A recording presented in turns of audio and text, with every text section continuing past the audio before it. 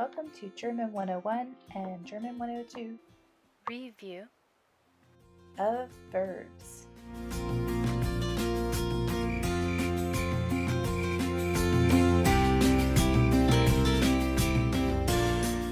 First of all, we have a verbs overview. Verbs describe the action of a sentence. To find out who the subject of a sentence is, you ask, who is doing what? To find out what the verb of the sentence is, you ask, what is the person doing? In German as in English, you have to change the verb to agree with the subject. In English, this is usually called subject-verb agreement.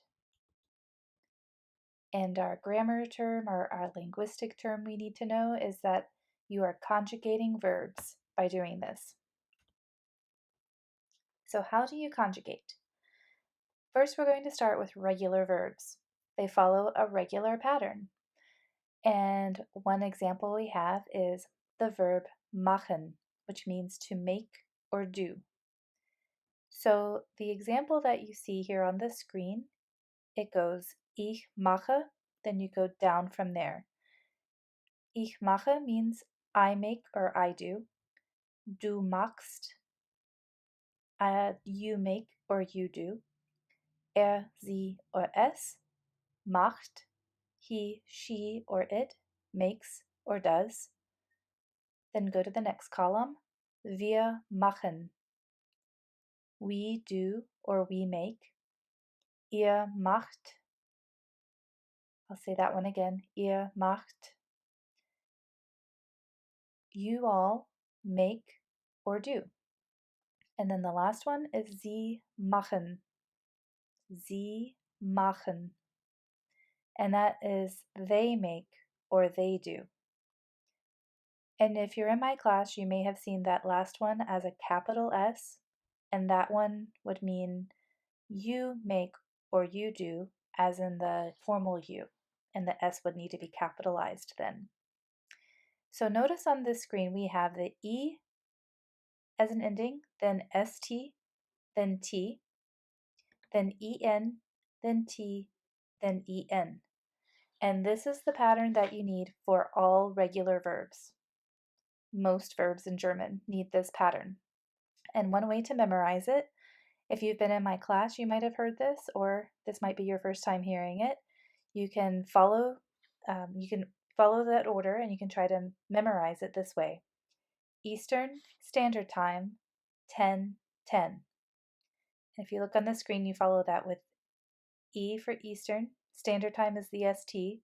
Then 10 starts with es macht, and then continues over to machen.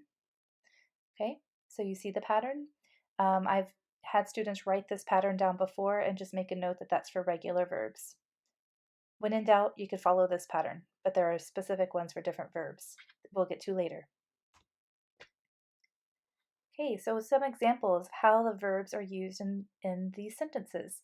So not just to learn them in the table as I just showed you, but also actually using them in sentences is going to be more useful to you.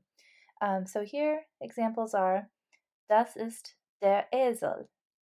The picture is a picture of a donkey. That means der Esel. Der Esel is the donkey. The verb in the sentence at the top is from the verb infinitive sein. That is spelled S-E-I-N. The next sentence is kommt aus Bremen. Kommt aus Bremen. He comes from Bremen. This donkey is from the story Die Bremer Stadtmusikanten, the Bremen Town Musicians. Jetzt lebt mit seinen Freunden zusammen. Now he lives with his friends together. That's a literal translation. Now he lives together with his friends. We might change it in that way. The verb here that's underlined and in bold is in the infinitive form leben, and it is conjugated in the sentence above for the subject Er is coming from der Esel. It is a masculine, grammatically, it's a masculine noun, der Esel. So you pick the masculine pronoun, personal pronoun, that matches the masculine noun. So der Esel changes to here. Okay, so jetzt lebt mit seinen Freunden zusammen. Now he lives together with his friends, I have below. The first picture is der Hahn. That's one of his friends. Sein Freund, der Hahn.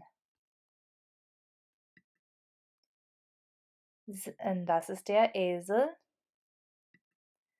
Und das ist sein Freund, die Katze, or my cat ghost. So that, for those pictures, I have the credits down below. Okay. Sie haben eine schöne, helle Wohnung. This is again a twist on the story of the Brementown musicians. They have a nice, bright apartment. Sie haben eine schöne, helle Wohnung. The verb here is haben, which means to have.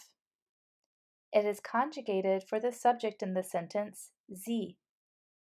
In this case, the sie is the plural third person, so that means they.